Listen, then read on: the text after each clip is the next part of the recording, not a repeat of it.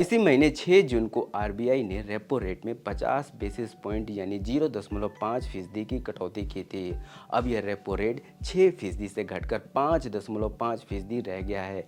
इससे पहले आरबीआई ने फरवरी और अप्रैल महीने में रेपो रेट की कटौती की थी। अगर आरबीआई रेपो रेट में कटौती करता है तो इसका सीधा असर लोन के इंटरेस्ट रेट पर पड़ता है। इससे बैंकों से उधार लेना सस्ता हो जाता है। इसे समझने से पहले आइए जानते हैं कि रेपो रेट होता क्या है।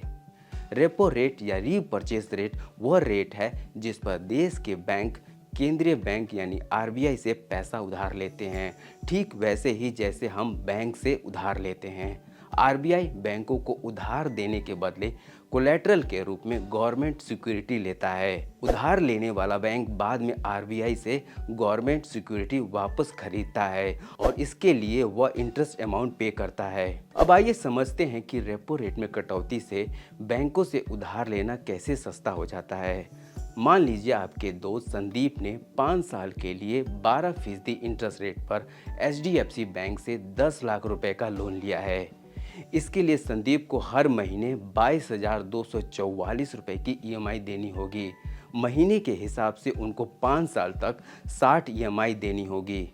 इस तरह वो एचडीएफसी बैंक को टोटल 13,34,667 रुपये देने होंगे, जिसमें 3,34,667 रुपये बैंक की कमाई शामिल है। अब मान लीजिए आरबीआई ने 100 बेसिस पॉइंट रेपो रेट की कटौती की, तो वही लोन जो संदीप को 12% इंटरेस्ट रेट के साथ मिल रहा था वो अब 11% इंटरेस्ट रेट के साथ मिलेगा।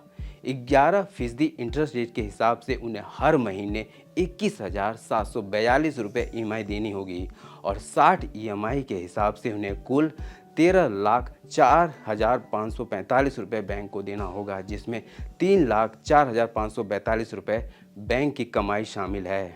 अब सवाल है कि इसमें संदीप को क्या लाभ हुआ। 100 बेसिस पॉइंट या 1% रेपो रेट में कटौती की वजह से संदीप को कुल 30,122 रुपये का लाभ होगा, क्योंकि जहां 12% इंटरेस्ट रेट के साथ संदीप को 3,34,667 रुपये देते, वहीं आरबीआई के रेपो रेट की कटौती की वजह से उन्हें अब 11% इंटरेस्ट रेट के साथ 3,04,545 रुपये देना होगा।